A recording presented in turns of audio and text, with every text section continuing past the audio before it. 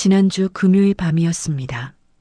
회식을 마치고 비틀거리며 아파트 단지로 들어서는데 분리수거장 쪽에서 익숙한 뒷모습이 보였습니다. 제 아내 수연이었습니다. 이 밤중에 뭐 하는 거지? 궁금한 마음에 몰래 다가가 보니 아내는 붉은색 김치통을 들고 음식물 쓰레기통 앞에 서 있었습니다. 그 통은 오늘 낮에 어머니가 우리 며느리 먹으라고 갓 담갔다며 싸주신 귀한 갓김치통이었습니다. 제발 그만 좀 하세요. 흑. 아내는 헛구역질을 하더니 김치통을 통째로 비워버렸습니다. 철퍼덕.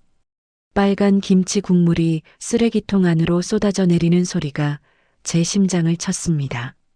술이 확 깨더군요. 시어머니의 정성을 쓰레기 취급하다니. 앞에서는 어머님 감사합니다 하며 싹싹하게 굴더니 뒤에서는 이렇게 이중적인 모습을 보이고 있었던 겁니다. 당장이라도 달려가 지금 뭐 하는 짓이냐고 따지고 싶었지만 꼭 참았습니다. 아내가 왜 그러는지, 그가면 뒤에 무엇이 있는지 확실한 증거를 잡고 싶어졌기 때문입니다. 충격적인 반전이 숨겨져 있으니 끝까지 놓치지 마세요. 오늘도 우리 선생님들과 함께 이야기 시작합니다. 좋아요와 구독으로 응원해 주시면 영상 제작에 큰 힘이 됩니다. 다시 평범한 일상으로 돌아왔습니다. 저는 대기업 과장 박민석, 아내는 작은 회사 경리입니다. 맞벌이 부부지만 아내는 퇴근 후에도 집안일을 도맡아 합니다. 여보, 밥 먹었어? 김치찌개 끓여줄까? 집에 돌아온 아내는 언제 그랬냐는 듯 상냥한 미소를 지으며 저를 맞이했습니다. 그 웃음이 소름 끼치도록 가식적으로 보였습니다. 저희 어머니는 유별난 며느리 사랑으로 유명하십니다. 주말마다 반찬을 한 보따리씩 싸서 보내시거나 우리를 본가로 부르십니다. 수연아, 이거 먹고 힘내라. 내가 새벽부터 준비했다. 어머니의 사랑은 지극정성이었습니다. 하지만 돌이켜보면 아내의 반응은 늘 미지근했습니다. 시댁만 다녀오면 화장실로 달려가 구역질을 했고 체했다며 밥을 굶기 일쑤였죠. 그때는 그저 아내가 몸이 약해서 그런 줄 알았습니다. 그런데 어젯밤에 그 장면을 보고 나니 모든 게 의심스러워졌습니다. 여보, 어머님이 주신 갓김치 어딨어? 라면이랑 먹게 좀 꺼내봐. 일부러 떠봤습니다. 아내의 눈동자가 순간적으로 흔들렸습니다. 아, 그게 냉장고 깊숙이 넣어놔서 꺼내기 힘든데 그냥 배추김치 먹으면 안 될까? 왜? 맛 좀 보자니까. 아니야, 아직 덜 익었어. 익으면 줄게. 뻔히 보이는 거짓말. 아내는 황급히 부엌으로 도망쳤습니다. 식탁 위에는 아내가 먹다 남긴 약봉지가 있었습니다. 소화제, 위장약. 아내는 시댁에 다녀온 날이면 항상 이 약을 먹었습니다. 시댁밥이 그렇게 목에 안 넘어가는 걸까요? 아니면 시어머니가 주는 음식 자체가 싫은 걸까요? 문득 식탁보 밑에 삐져나온 낯선 영수증 하나가 보였습니다. XX 흥신소 착수금 50만 원. 흥신소? 아내가 흥신소에 갈 일이 뭐가 있을까요? 설마 저를 뒷조사하는 걸까요? 아니면 시댁의 재산이라도 캐보려는 걸까요? 의심은 꼬리에 꼬리를 물고 커져만 갔습니다. 아내가 씻으러 들어간 사이 저는 아내의 핸드폰을 몰래 훔쳐봤습니다. 통화 목록에는 어머님과의 통화 기록이 가득했습니다. 하루에도 수십 통씩. 어머님 부재중 전화 5통. 어머님 수연아, 이번 주말에 와라. 줄 게 있다. 수연 네, 갈게요. 겉보기엔 평범한 고부간의 대화 같았지만 아내의 답장 텀은 지나치게 길었고 내용은 단답형이었습니다. 그리고 문자 메시지 하나가 더 눈에 들어왔습니다. 어머니 이따 올 때 까만 봉투 챙겨와라. 저번에 준 거 다 처리했지? 까만 봉투. 처리. 음식물 쓰레기를 처리했다는 뜻일까요? 아니면 다른 무언가를 암시하는 걸까요? 어머니는 왜 며느리에게 까만 봉투를 가져오라고 했을까요?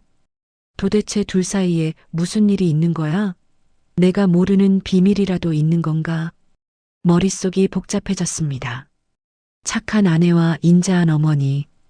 둘 중 한 명은 거짓말을 하고 있습니다. 아니, 어쩌면 둘 다 저를 속이고 있는지도 모릅니다. 저는 결심했습니다. 이번 주말 시댁에 갈 때 아내 몰래 가방에 초소형 녹음기를 설치하기로요. 진실을 알아야 했습니다. 그것이 설령 우리 부부관계를 끝장낼 파국일지라도 말입니다. 창밖에는 비가 추적추적 내리고 있었습니다. 아내는 욕실에서 나와 젖은 머리를 말리며 거울을 보고 있었습니다. 창백한 얼굴, 퀭한 눈. 그 거울 속에 비친 아내의 눈빛이 어딘가 서글퍼 보였다는 건 착각이었을까요? 그리고 책상 위에 놓인 제가 선물했던 커플 시계. 아내는 시계를 차지 않고 서랍 깊숙이 넣어두었습니다. 마치 시계가 돌아가는 소리조차 듣기 싫다는 듯이. 그때 현관문 틈 사이로 누군가 쪽지 하나를 밀어 넣었습니다. 바스락거리는 소리에 나가보니 꼬깃꼬깃한 쪽지 한 장이 놓여 있었습니다. 당신 와이프 믿지 마세요. 가면 쓴 여자예요.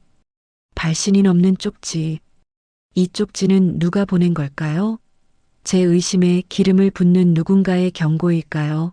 아니면 함정일까요? 저는 쪽지를 꽉 쥐었습니다. 이제 더 이상 물러설 곳은 없습니다. 그 쪽지가 문틈으로 들어오기 전까지 제 인생은 조금은 조용한 편이었습니다. 아니, 조용하다고 믿고 싶었습니다. 사실 저에게는 아물지 않은 오랜 상처가 있었으니까요. 10년 전 저는 세상에서 가장 행복한 신랑이었습니다. 평생 고생만 하신 홀어머니를 모시고 살겠다는 제 고집을 아내 수연이는 기꺼이 받아주었거든요. 어머님 혼자 계시게 할 수 없잖아. 내가 잘 모실게. 그 말 한마디에 저는 이 여자라면 내 모든 걸 맡겨도 되겠다고 생각했습니다. 아버지가 일찍 돌아가시고 생선 장사를 하며 저를 키우신 어머니. 그 고생을 알기에 저는 효자 콤플렉스에 빠져 살았습니다. 하지만 결혼 생활은 순탄치 않았습니다. 5년 전 아내가 유산했습니다. 첫 아이였습니다. 미안해. 내가 몸 관리를 못해서. 아내는 죄책감에 시달렸습니다. 어머니는 내가 부실해서 우리 대가 끊겼다며 혀를 차셨지만 이내 보약해 줄 테니 몸조리 잘해라며 다독이셨습니다. 그때 저는 어머니의 따뜻함에 감동했습니다. 며느리의 아픔까지 감싸 안는 분이라고 믿었죠. 하지만 그날 이후 아내는 변했습니다. 말이 없어졌고 시댁에 가는 걸 꺼리기 시작했습니다. 당신 왜 그래? 엄마가 보약도 지어주셨는데. 그냥 몸이 안 좋아서 그래. 아내는 늘 얼버무렸습니다. 저는 그런 아내가 야속했습니다. 어머니 정성을 무시하는 것 같아서요. 그러다 3년 전 여동생이 사업을 하다 빚더미에 앉았습니다. 사채업자들이 어머니 집까지 들이닥쳤죠. 오빠 나 좀 살려줘. 1억만 있으면 돼. 당장 1억이 어디 있습니까? 저는 발만 동동 굴렀습니다. 그런데 며칠 뒤 빚이 감쪽같이 해결되었습니다. 어떻게 된 거야? 아, 내가 아는 지인한테 빌렸어. 걱정 마. 어머니는 웃으며 말씀하셨습니다. 저는 그저 어머니 인맥이 넓은 줄만 알았습니다. 하지만 지금 와서 생각해 보니 이상한 점이 한두 가지가 아닙니다. 그 무렵부터 아내의 통장이 비어갔습니다. 친정 오빠가 힘들어서 좀 도와줬어. 아내는 그렇게 말했지만 처남은 공무원이라 경제적으로 넉넉한 편이었습니다. 설마 아내가 그 돈을 빼돌려 딴 주머니를 찾던 걸까요? 아니면 도박이라도 한 걸까요? 의심이 스멀스멀 피어올랐습니다. 어머니는 저에게 자주 말씀하셨습니다. 민서가 수연이 걔 좀 수상하다. 맨날 늦게 들어오고 전화도 잘 안 받고 너 몰래 딴짓하는 거 아니니? 에이 설마요. 수연이가 그럴 리가 없잖아요. 그때는 어머니의 노파심이라고 넘겼습니다. 하지만 어젯밤 김치통 사건을 보고 나니 어머니의 말씀이 예언처럼 느껴졌습니다. 서재 책상 위 결혼사진을 바라봅니다. 환하게 웃고 있는 수연이. 저 미소 뒤에 감춰진 진짜 얼굴은 무엇일까요? 문득 며칠 전 아내의 가방에서 봤던 낯선 병원 약봉지가 생각났습니다. XX 정신건강의학과. 아내는 우울증 약을 먹고 있었습니다. 저한테는 비밀로 하고요. 왜 우울증에 걸렸을까요? 시집살이가 힘들어서? 아니면 양심의 가책 때문에? 내가 정말 잘못한 걸까? 아내를 너무 믿었던 게 죄일까?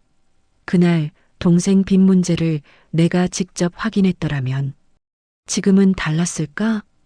어머니가 챙겨주신 반찬통을 쓰레기통에 처박던 아내의 뒷모습, 그리고 문틈으로 들어온 의문의 쪽지, 가면 쓴 여자. 모든 단서들이 아내를 범인으로 지목하고 있습니다. 하지만 마음 한구석에서는 여전히 아내를 믿고 싶은 제가 있습니다. 여보, 나 믿지? 결혼식 날 제 눈을 보며 했던 그 약속이 거짓말일 리 없다고. 하지만 진실을 외면할 수는 없습니다. 저는 서랍에서 아내 몰래 산 초소형 녹음기를 꺼냈습니다. 손바닥만 한 이 기계가 우리 부부의 운명을 결정짓게 될 것입니다.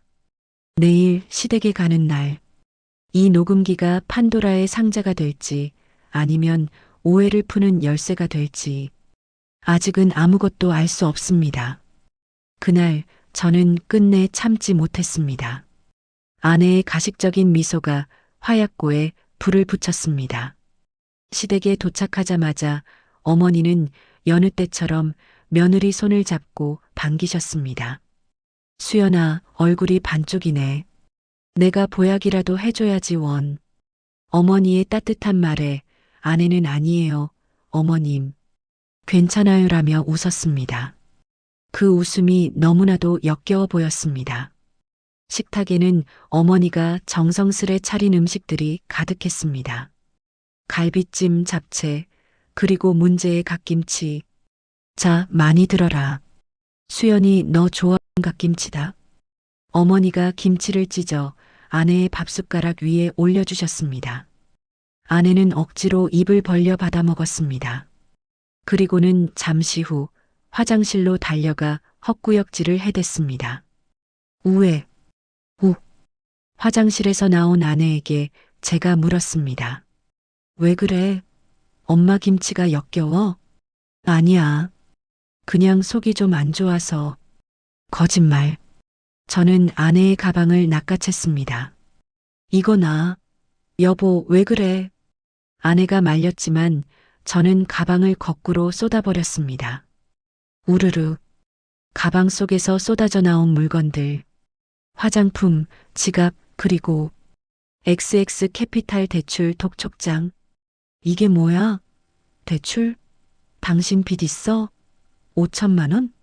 이 돈 다 어디다 쓴 거야? 아내는 사색이 되어 독촉장을 주우려 했습니다. 그게 친정 오빠가 급해서 내가 곧 갚을 거야. 친정 오빠? 처남 공무원이잖아. 거짓말 좀 작작해. 당신 도박해?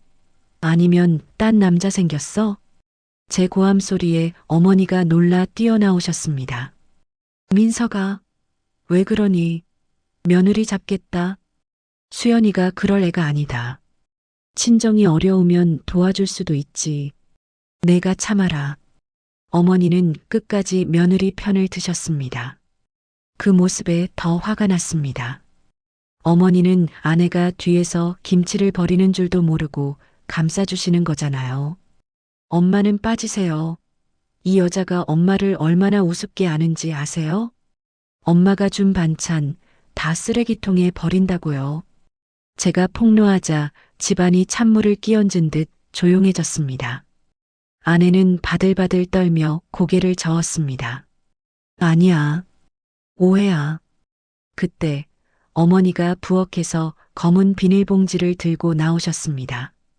그만해라. 부부싸움은 집 가서 해. 자, 이거 가져가라. 게장이다. 수연이 너 좋아하는 거니까 남기지 말고 다 먹어라. 알겠지? 어머니는 평소와 다름없는 온화한 말투로 봉투를 아내에게 안겼습니다. 하지만 저는 봤습니다.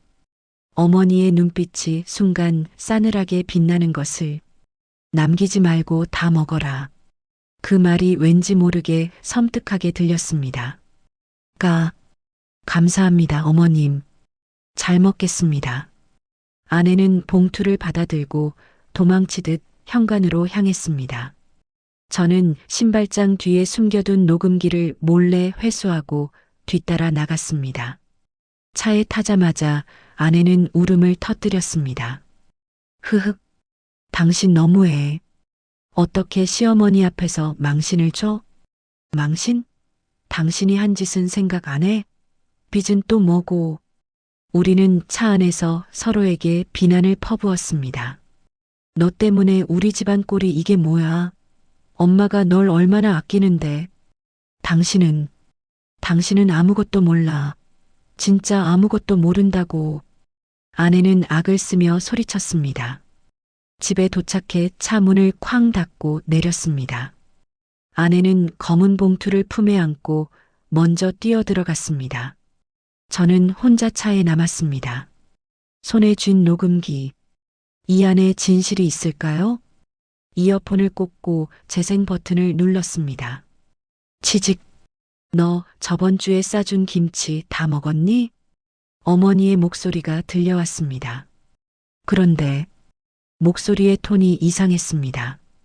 제가 알던 인자한 어머니가 아니었습니다. 거짓말하지 마라. 인연이 배가 불렀네. 민석이 주지 말고 너 혼자 다 처먹으라고 했지? 내 말 무시하면 가만 안 둔다고 했잖아. 처먹으라고 했지. 충격이었습니다. 어머니가 이런 말을 쓴다고? 하지만 이내 제 마음속 가짜 진실이 굳어졌습니다. 아내가 하도 말을 안 들으니까 어머니도 화가 나신 거구나. 얼마나 속을 썩였으면. 저는 여전히 아내 탓을 하고 있었습니다. 아내가 빚을 지고 시댁을 무시해서 생긴 일이라고 믿어버린 겁니다. 집에 들어서자 현관에 아내의 구두가 아무렇게나 벗겨져 있었습니다. 거실에는 아내가 두고 간 검은 봉투만이 덩그러니 놓여 있었습니다. 봉투 틈으로 비릿한 냄새가 새어나왔습니다. 간장게장 냄새가 아니라 뭔가 썩은 듯한 악취.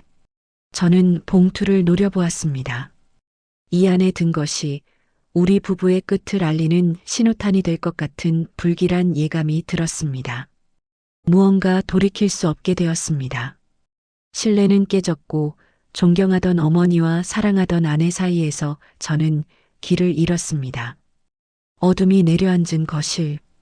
저는 혼자였습니다. 그래도 아직은 어떻게든 될 줄 알았습니다. 아내가 5천만 원의 빚을 진 것은 충격이었지만 맞벌이에서 갚으면 된다고 생각했습니다. 어머니와의 갈등도 제가 중간에서 잘하면 풀릴 거라 믿었죠. 하지만 현실은 녹록지 않았습니다.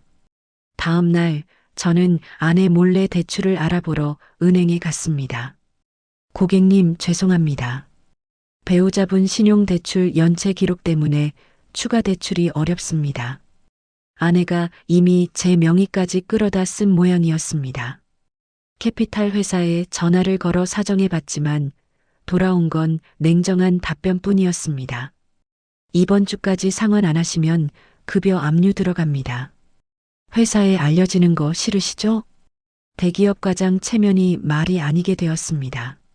집에 돌아오니 아내는 침대에 웅크리고 누워 있었습니다. 여보, 일어나봐. 우리 얘기 좀 해. 아내는 퀭한 눈으로 저를 바라봤습니다. 미안해. 내가 다 망쳤어. 그러니까 왜 그랬어? 천한 핑계 대지 말고 솔직히 말해. 도박했어? 주식했어? 제가 다그치자 아내는 고개를 저으며 울먹였습니다. 아니야. 정말 아니야. 그냥 어쩔 수 없었어.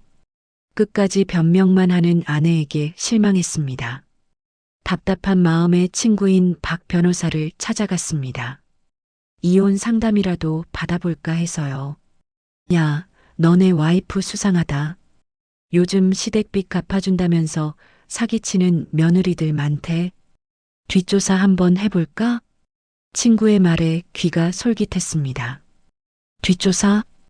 흥신소 말고 합법적으로 계좌 추적 같은 거 해볼 수 있어. 증거가 있어야 소송도 유리하니까. 저는 망설이다 고개를 끄덕였습니다. 그래, 부탁한다. 아내를 믿지 못해 뒷조사를 의뢰하는 제 자신이 비참했지만 어쩔 수 없었습니다. 그날 밤 어머니에게서 전화가 왔습니다. 민서가 수연이 잘 있니? 내가 중개장 잘 먹더냐? 어머니의 목소리는 평소처럼 다정했습니다. 저는 울컥해서 하소연했습니다. 엄마, 수연이가 빚을 졌대요. 5천만 원이나. 저 미치겠어요. 뭐? 빚? 아이고, 걔가 결국 사고를 쳤구나. 내가 그럴 줄 알았다. 너 몰래 친정에 동퍼 나르는 것 같더라니. 어머니는 혀를 차며 말씀하셨습니다. 민서가 독해져야 한다. 이참에 정리해라. 내가 좋은 여자 소개해 줄게. 어머니의 위로가 큰 힘이 되었습니다. 역시 내 편은 엄마뿐이구나. 전화를 끊고 식탁을 보니 아까 그 검은 비닐봉지가 그대로 놓여 있었습니다. 아내는 손도 대지 않았습니다. 화가 치밀어 올랐습니다. 어머니의 정성을 또 무시해? 저는 봉투를 집어들고 안방으로 갔습니다. 일어나. 엄마가 준 거 먹으라고 했지. 왜 안 먹어? 저는 억지로 봉투를 뜯어 아내 앞에 내밀었습니다. 먹어. 당장. 아내는 비명을 지르며 뒤로 물러났습니다. 싫어. 안 먹어. 냄새나. 저리 치워. 아내가 팔을 휘두르는 바람에 봉투가 터졌습니다. 철퍼덕. 검은 국물이 침대 시트 위로 쏟아졌습니다. 역한 냄새가 방 안을 가득 채웠습니다. 그 냄새는 간장게장 냄새가 아니었습니다. 하수구 냄새, 아니 무언가 썩은 냄새였습니다. 이게 뭐야? 내용물을 확인하려던 찰나 아내가 달려들어 봉투를 낚아챘습니다. 보지 마. 보지 말라고. 아내는 미친 사람처럼 봉투를 끌어안고 화장실로 달려가 변기에 쏟아버렸습니다. 물 내리는 소리가 들렸습니다. 당신 미쳤어? 왜 그래? 화장실에서 나온 아내는 창백한 얼굴로 말했습니다. 상했어. 상해서 버린 거야. 어머니가 모르고 주신 거야. 또 거짓말. 어머니가 상한 걸 주실 리 없습니다. 아내가 일부러 상하게 만들었거나 핑계를 대는 게 분명했습니다. 당신 진짜 구제불능이구나. 엄마 핑계 좀 그만 대. 저는 아내를 밀치고 밖으로 나왔습니다. 뒤에서 아내의 흐느끼는 소리가 들려왔지만 돌아보지 않았습니다. 밤거리를 배회하다 편의점 앞 벤치에 앉았습니다. 비가 추적추적 내리고 있었습니다. 핸드폰을 켜니 친구 박 변호사에게서 문자가 와 있었습니다. 민서가 계좌 내역 확인해 봤는데 좀 이상하다. 돈이 빠져나간 곳이 친정이 아니야. 내일 사무실로 와봐. 이상하다? 친정이 아니면 어디란 말인가? 내연남? 도박장? 온갖 나쁜 상상들이 머릿속을 채웠습니다. 이제 정말 끝이구나. 내가 사랑했던 여자는 죽었어. 저 여자는 가면 쓴 괴물이야. 집으로 돌아가지 않았습니다. 갈 곳도 없었습니다. 어두운 밤하늘을 올려다보며 생각했습니다. 내일 친구를 만나 진실을 확인하고 나면 이 지옥 같은 결혼 생활을 끝낼 수 있겠죠. 아내를 용서할 수 없을 것 같았습니다. 그리고 저 자신도 용서가 안 됐습니다. 사람 보는 눈이 이렇게 없었다니. 이제는 누구에게도 기대지 않겠습니다. 어머니 말씀대로 독해져야겠습니다. 저는 주머니 속 녹음기를 꺼내 만지작거렸습니다.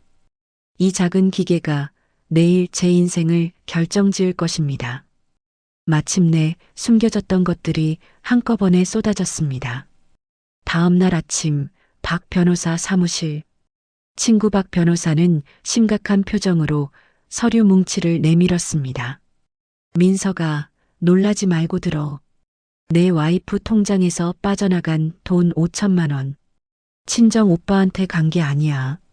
저는 떨리는 손으로 계좌 내역서를 확인했습니다.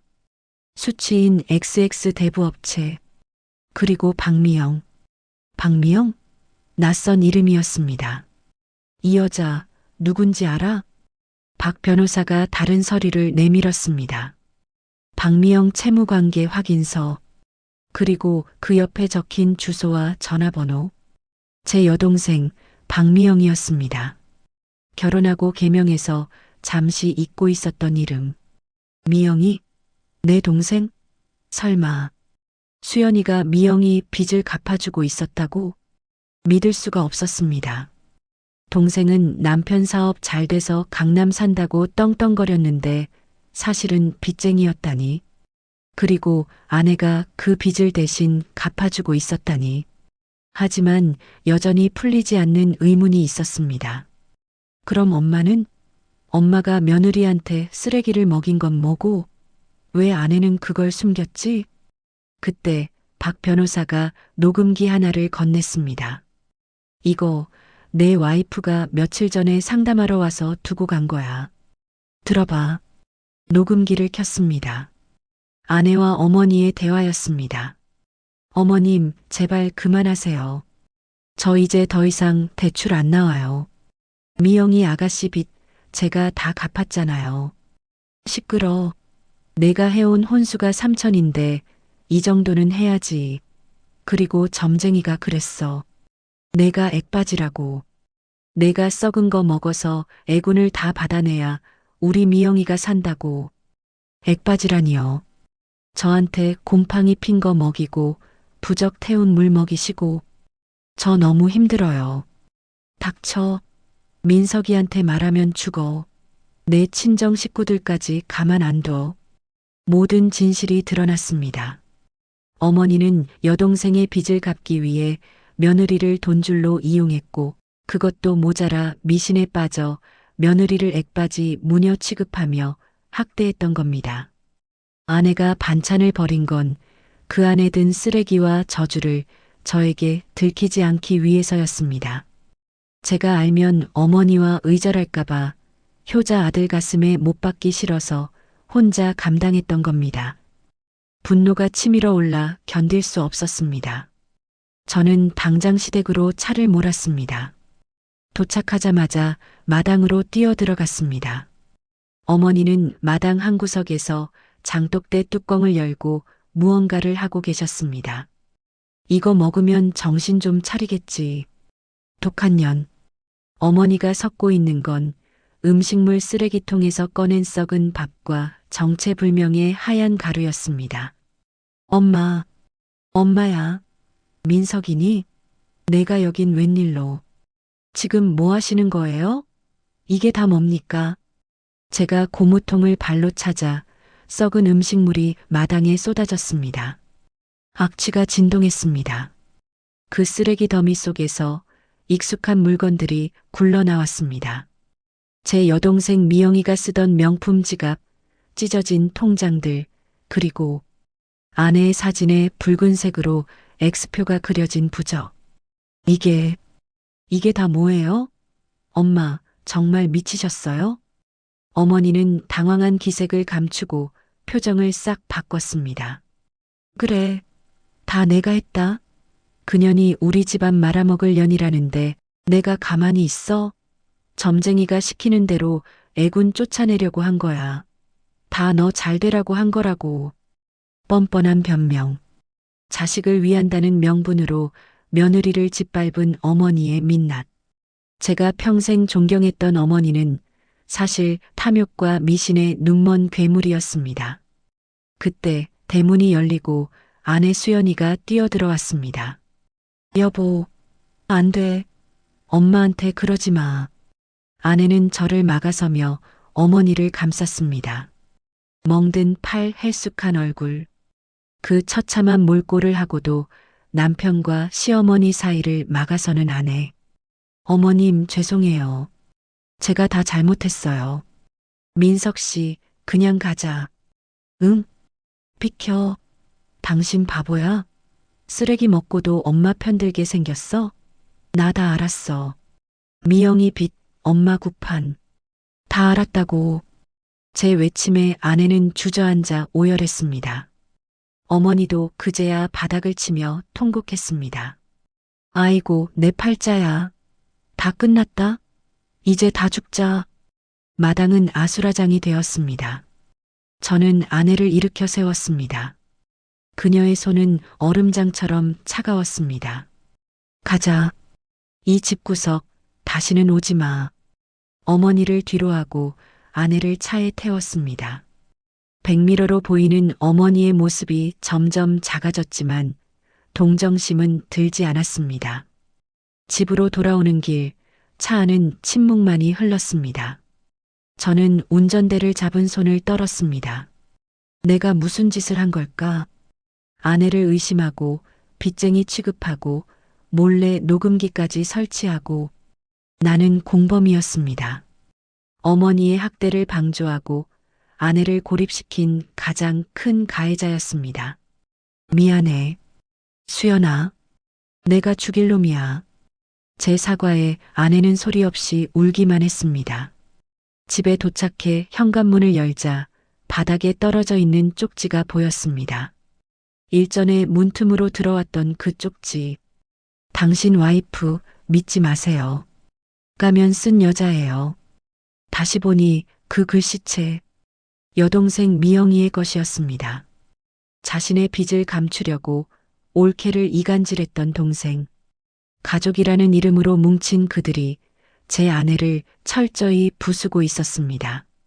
쪽지를 구겨버리며 저는 다짐했습니다. 더 이상 속지 않겠다고. 더 이상 착한 아들이 되지 않겠다고. 이제는 나쁜 아들이 되어서라도 내 아내를 지키겠다고.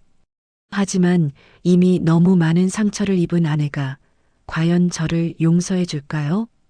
깨져버린 신뢰와 난도질당한 마음을 다시 붙일 수 있을까요? 어두운 거실, 소파 구석에 웅크린 아내의 작은 등을 보며 저는 무력감을 느꼈습니다. 내가 다시 시작할 수 있을까? 그때 아내의 손에서 무언가가 반짝였습니다. 제가 선물했던 커플 시계였습니다. 서랍 속에 처박아뒀던 그 시계를 아내는 다시 손목에 차고 있었습니다. 멈춰있던 초침이 아주 미세하게 움직이는 것 같았습니다. 째깍, 째깍, 아주 작지만 분명한 희망의 소리였습니다. 이상하게도 그날따라 새벽 공기가 참 맑게 느껴졌습니다. 폭풍우가 휩쓸고 간 지난밤, 저는 한숨도 자지 못하고 아내의 곁을 지켰습니다. 악몽을 꾸는지 식은땀을 흘리는 아내의 이마를 닦아주며 저는 수없이 사죄했습니다. 아침이 밝아오자 아내가 눈을 떴습니다. 퀭한 눈이었지만 어제보다는 조금 편안해 보였습니다. 여보, 밥 먹자. 배고프지? 아내의 첫마디는 원망이 아닌 밥 먹자는 말이었습니다. 그 평범한 말이 제 가슴을 울렸습니다.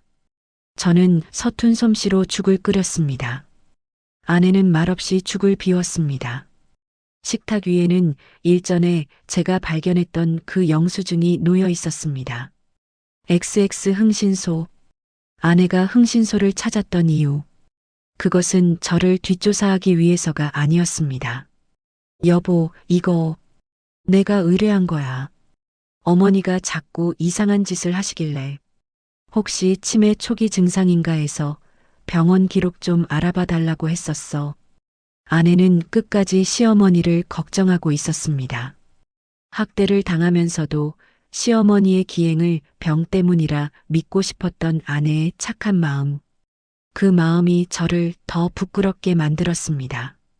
오후에는 박 변호사에게서 연락이 왔습니다. 민서가 내 여동생 미영이 말이야. 남편 회사 부도나서 잠적했다더라. 근데 내 와이프가 갚아준 돈 5천만 원, 그거 내 와이프 명의로 된 적금 깨서 갚은 거래. 대출이 아니라. 아내는 제 명의가 아니라 자신이 결혼 전부터 모아온 비상금을 털어 시댁 빚을 갚아줬던 겁니다. 친정 오빠가 도와줬다는 말은 제 자존심을 지켜주기 위한 거짓말이었습니다. 아내는 사치스러운 여자가 아니라 바보같이 헌신적인 여자였습니다. 그때 초인종이 울렸습니다. 택배요. 문 앞에 놓인 작은 상자. 발신인은 장모님이었습니다. 상자를 열어보니 정갈하게 담근 김치와 밑반찬들, 그리고 편지 한 통이 들어 있었습니다. 김서방, 우리 수연이 잘 부탁하네. 몸이 약해서 걱정이다. 이거 먹고 힘내서 우리 딸 좀 챙겨줘. 시댁에서는 쓰레기를 받았는데 처가에서는 사랑을 받았습니다. 눈물이 핑 돌았습니다. 저는 이 따뜻한 반찬들을 식탁에 올렸습니다. 여보, 장모님이 보내셨어. 이거 먹자. 아내는 엄마의 김치를 한 입 먹더니 소리 없이 눈물을 흘렸습니다. 그 눈물은 서러움이 아니라 위로받은 자의 안도감이었습니다. 저녁 무렵 아내가 서랍에서 무언가를 꺼내왔습니다. 제가 예전에 봤던 그 커플 시계였습니다. 이거 다시 찰래? 당신이랑 나랑 시간이 멈춘 것 같아서 무서웠어. 근데 이제 다시 가게 하고 싶어. 아내는 제 손목에 시계를 채워주었습니다. 저도 아내의 손목에 시계를 채워주었습니다. 째깍째깍. 시계 초침 소리가 심장 박동 소리처럼 힘차게 들렸습니다. 멈춰있던 우리 부부의 시간이 다시 흐르기 시작했습니다. 수연아, 나 결심했어. 이제 착한 아들 노릇 그만할게. 당신한테 좋은 남편이 될게. 우리 이사 가자. 엄마랑 멀리 떨어진 곳으로. 당신이 숨 쉴 수 있는 곳으로. 고마워. 정말 고마워, 민석 씨. 아내는 제 품에 안겨 참았던 울음을 터뜨렸습니다. 저는 아내를 으스러지도록 안아주었습니다. 창밖으로 노을이 지고 있었습니다. 붉은 노을빛이 거실 깊숙이 들어와 우리 두 사람을 따뜻하게 감싸 안았습니다. 일전에 쓰레기장 앞에 서 있던 아내의 쓸쓸한 그림자 대신 이제는 서로를 의지하는 두 사람의 그림자가 길게 늘어졌습니다. 저는 베란다 창문을 활짝 열었습니다. 시원한 바람이 들어왔습니다. 퀴퀴한 곰팡이 냄새는 사라지고 장모님이 보내주신 반찬 냄새와 아내의 살 냄새가 집안을 채웠습니다. 그래, 다시 해보자. 이번에는 도망치지 말고 피하지 말고 우리 둘이서 진짜 가족을 만들어 보자. 엄마, 죄송해요. 하지만 저는 이제 엄마 아들이기 전에 한 여자의 남편입니다. 제 가정은 제가 지킬게요. 제 가슴 속에서 작은 용기가 피어올랐습니다. 그것은 누구에게도 휘둘리지 않고 내 삶을 살겠다는 다짐이자 상처 입은 아내를 치유하겠다는 약속이었습니다. 내일은 아내와 함께 꽃시장에 가야겠습니다. 집안 가득 꽃향기를 채우고 우리 마음에도 새봄을 맞이해야겠습니다. 그날 아침 저는 알람이 울리기도 전에 눈을 떴습니다. 평소라면 출근하기 싫어 이불 속에서 뭉구적거렸겠지만 오늘은 달랐습니다. 오늘은 우리 부부가 새로운 보금자리로 이사하는 날이었으니까요. 우리는 시댁과 멀리 떨어진 곳, 아내가 좋아하는 공원 근처로 집을 구했습니다. 낡은 아파트지만 그 어느 때보다 넓고 환하게 느껴졌습니다. 짐 정리를 하던 중 아내가 낡은 상자 하나를 발견했습니다. 제가 훔쳐봤던 아내의 비밀 상자였습니다. 여보, 이거. 아내는 상자 안에서 베넷 저고리와 작은 양말을 꺼냈습니다. 5년 전 유산했던 우리 아이의 유품이었습니다. 나 이거 못 버렸어. 언젠가 다시 와줄 거라고 믿고 싶어서. 아내는 그동안 아이를 잊지 못하고 죄책감 속에 살고 있었던 겁니다. 저는 아내를 안아주었습니다. 이제 죄책감 갖지 마. 당신 탓 아니야. 그리고 우리에게 또 천사가 올 거야. 분명히. 며칠 뒤 회사에서 승진 발령이 났습니다. 박 과장, 이번 프로젝트 자네가 맡아. 집안일 때문에 힘들었을 텐데 역시 일 하나는 끝내주는구먼. 부장님의 칭찬에 어깨가 으쓱해졌습니다. 가정의 불화 때문에 일에 집중하지 못해 밀려났던 제가 가정이 안정되자 다시 일어서게 된 것입니다. 주말 우리는 오랜만에 장모님 댁을 찾았습니다. 어이구, 김서방 왔는가. 장모님은 씨암탉을 잡아놓고 기다리고 계셨습니다. 자네 얼굴이 폈네. 우리 수연이 맘고생 안 시키는 것 같아 다행이네. 장모님의 따뜻한 밥상 앞에서 저는 눈물을 훔쳤습니다. 며느리에게 쓰레기를 먹이던 어머니와 달리 사위에게 귀한 음식을 내어주는 장모님. 진정한 어른의 사랑이 무엇인지 깨달았습니다. 돌아오는 길 핸드폰이 울렸습니다. 여동생 미영이었습니다. 오빠, 나야. 나 지금 찜질방이야. 갈 데가 없어. 엄마도 연락 안 받고. 동생의 목소리는 처량했습니다. 예전 같으면 당장 달려갔겠지만 저는 냉정하게 말했습니다. 미영아, 내가 저지른 일이야. 내가 책임져. 그리고 다시는 올케한테 연락하지 마. 내가 쓴 돈 평생 갚으면서 살아.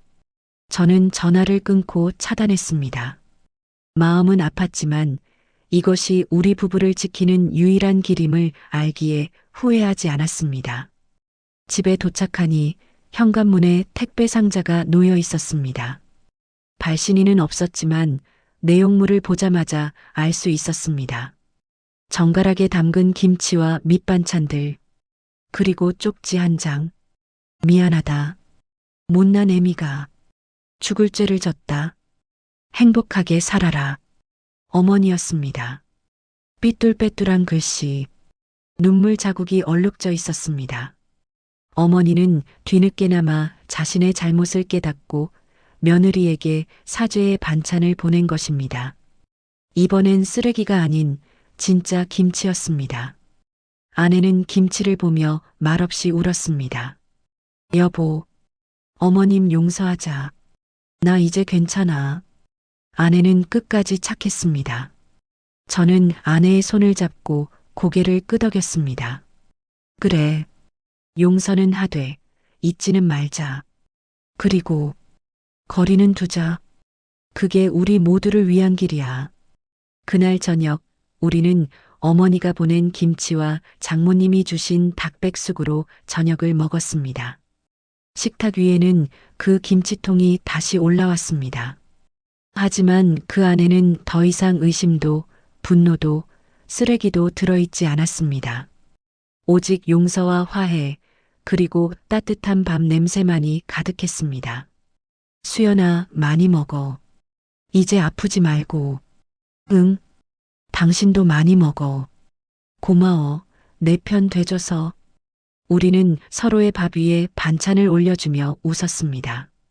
깨진 그릇은 다시 붙일 수 없지만 사람의 마음은 다시 이어질 수 있습니다. 진심 어린 사과와 용기 있는 행동만 있다면요. 창밖에는 둥근 달이 떠 있었습니다. 과거에 봤던 그 쓸쓸했던 달이 오늘은 우리 부부를 축복해주는 등불처럼 환하게 빛나고 있었습니다. 다시 금요일 밤입니다. 제가 아내를 의심하며 지켜봤던 그 시간, 그 장소입니다. 하지만 오늘은 혼자가 아닙니다. 아내와 나란히 서서 분리수거를 하고 있습니다. 아내의 손에는 여전히 빨간 김치통이 들려 있습니다. 하지만 그 안에는 쓰레기가 아닌 잘 익은 갓김치가 들어 있습니다. 어머님 김치 진짜 맛있다. 당신도 먹어봐. 아내는 김치 한 조각을 제 입에 넣어줍니다. 알싸한 갓 향이 입안 가득 퍼집니다. 이 맛있는 걸 그동안은 왜 몰랐을까요? 수연아, 나 요즘 가끔 생각해. 내가 그때 당신 의심 안 하고 그냥 넘어갔으면 어땠을까 하고. 그럼 아마 난 계속 바보같이 당하고 살았겠지? 그리고 우린 남남처럼 살았을지도 몰라. 아내의 말이 맞습니다. 제 의심이 판도라의 상자를 열었지만 그 덕분에 썩은 환부를 도려낼 수 있었습니다. 내가 잘못한 걸까? 라고 자책했던 지난 날들.